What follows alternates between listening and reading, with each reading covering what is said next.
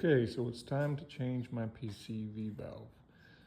There's actually nothing wrong with it. There's nothing wrong with the truck, but this is a maintenance item that needs to be replaced every 30, 40,000 miles. I'm gonna go change mine out. It's not that difficult of a job.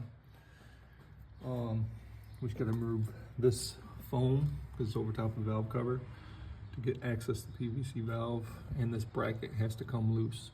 The most difficult part of this is getting to that bottom bolt, and you need a long extension. For this, I have set up a swivel socket with several extensions because it has to be accessed through the fire down here through the rear well. And that bolt is just right above that heat shield. It's at a slight angle. That's why you need a swivel socket. It's actually right there. So, best thing to do is to remove this so you can get at it, because this little coil thing's kind of in the way a little bit, so you need to come at an angle and just break it loose. You don't have to take it out. You basically just break it loose so that you can take the top bolt out and swivel the bracket out of the way to get that foam out. So that's what I'm going to do. And okay, so I broke that bottom bolt loose. I had to use actually a different extension set because my 1/2 inch was not, it was too thick, and I needed a skinnier extension to fit between that spring and above that heat shield. And now that I got that loose, I already broke this one loose, and this bracket should then just swing right out of the way. I recommend using a shallow 12mm socket versus the longer one. The shallow would be able to get a better angle, and I did put tape on my my swivel joint so it didn't swivel as much. I didn't have to fight it. So now this bracket just swings out of the way. Now this piece of foam and that 10mm bolt right there is got to come out to get this piece of foam, and then we'll have access to the PVC valve. Okay, once that 10mm bolt is out, this piece of foam just pulls right off. Alright, and there's a PCV valve with the little clamp on it. And so it's just a matter of getting that clamp off and that hose. And then a 22mm socket with a couple extensions, because you don't want to try to turn this with a wrench. You can end up cracking that PVC valve. You want to try to take it off straight on, and that's what I'm going to do here.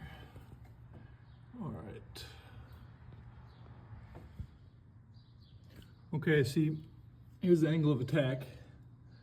I got my extension coming through here, so it goes straight on to that PVC valve. Now I can loosen that. Here's the PVC hose I have pulled loose. So now it's just a matter of connecting the ratchet to that and breaking that loose and taking it out. Okay, once I broke it loose with the ratchet, now I'm just gonna reach down here and spin it out with my fingers so I don't lose it. And there she is. And if it rattles, it's still good. I'm not just gonna rattle because I ain't got no problems. Yep. Now it's just a matter of putting a new one in there. Even though this one is probably still good, but I have 101K on the odometer, so I'm not sure if the previous owners have changed this one out or not, but I'm changing mine. All right, I got mine from Rock Auto, about $8.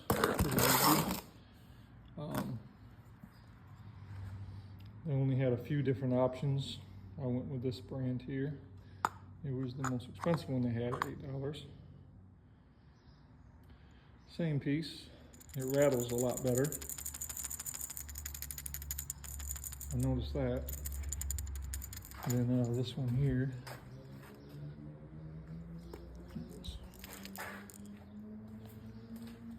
This one definitely,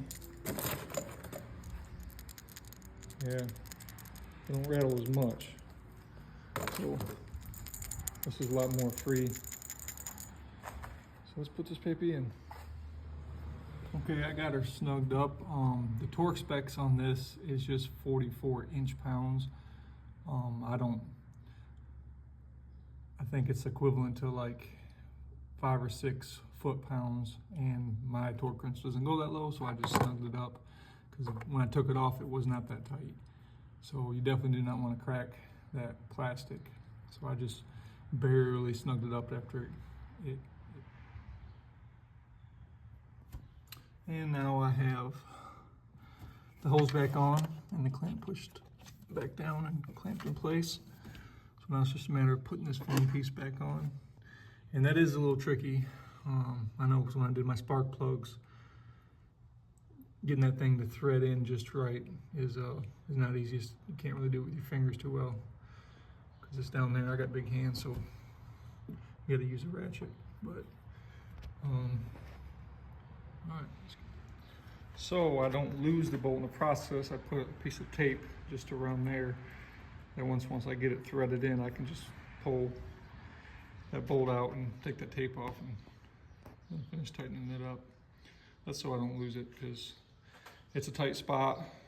It's a kind of tough angle to get them threads started. You gotta go slow. Okay, so my PVC hose is actually in the way to get that bolt back in. So I had to disconnect it and pull it back a little bit because the angle that the socket needs to be at, the PVC hose was actually in the way. Okay, that actually worked. I was able to get that thing tightened up. Now it's just a matter of putting this PVC hose back on. And it's just such a tight fit down there. I just gotta get this clamp. And after that, she's done. Now all I gotta do is attach this bracket.